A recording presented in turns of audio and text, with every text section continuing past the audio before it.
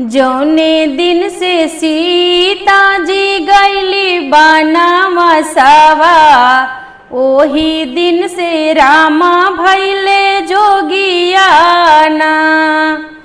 हाय रे विधाता लिखे कैसन करमावा, छोड़ी चली सीता अवध धामावाना।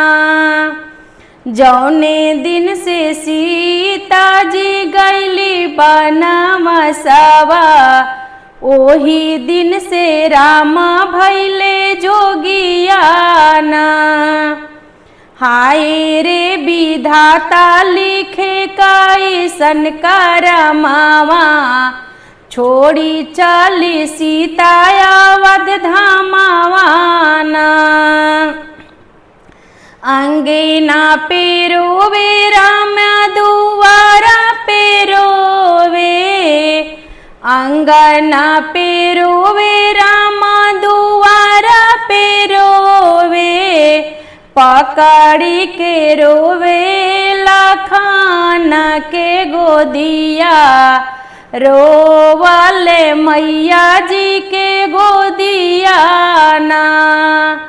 पकड़ी के रोवे राम लखन के गोदिया, रोवले मैया जी के गोदिया ना।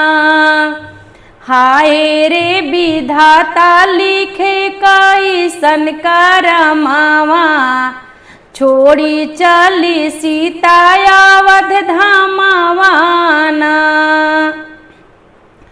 कुआ ना पे रोवे राम पोखरा पे रोवे, कुआ ना पे रोवे राम पोखरा पे रोवे।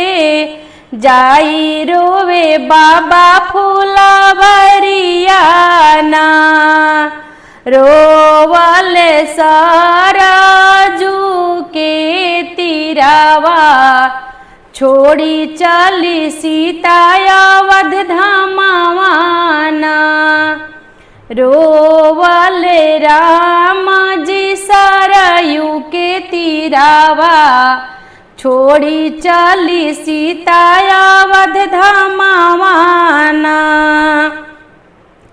माचिया ही बैठी उनके मैया समझावे, माचिया ही बैठी उनके मैया समझावे। रची देबो राम तोरो दूसर बियाहवा, सीता के दाना बिसराई ना। रची देबो राम तोहर दूसर बियाहवा, सीता के दाना बिसराई ना। रचे के रचबू मैया दूसर बियाहवा, रचे के रचबू मैया दूसर बियाहवा। नाही बिसरे सीता के मांगा के से नूरावा, नाही बिसरे माथे के बिंदिया ना। नाही बिसरे सीता के मांगा के सिंदूरावा, नाही बिसरे माथे के बिंदिया ना। हाय रे विधाता लिखे कैसन करमावा, छोड़ी चली सीता अवध धामावाना। सभावा में बैठे सब गुरु समझावे, सभावा में बैठे सब गुरु समझावे। कई देबो राम तोरो दूसर बियाहवा, सीता के देता बिसराई ना।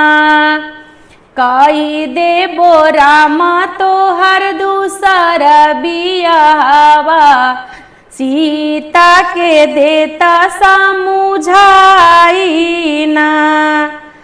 रचे के तरचबा गुरु दूसर बियाहवा सीता मोरी नाही बिसरई है ना।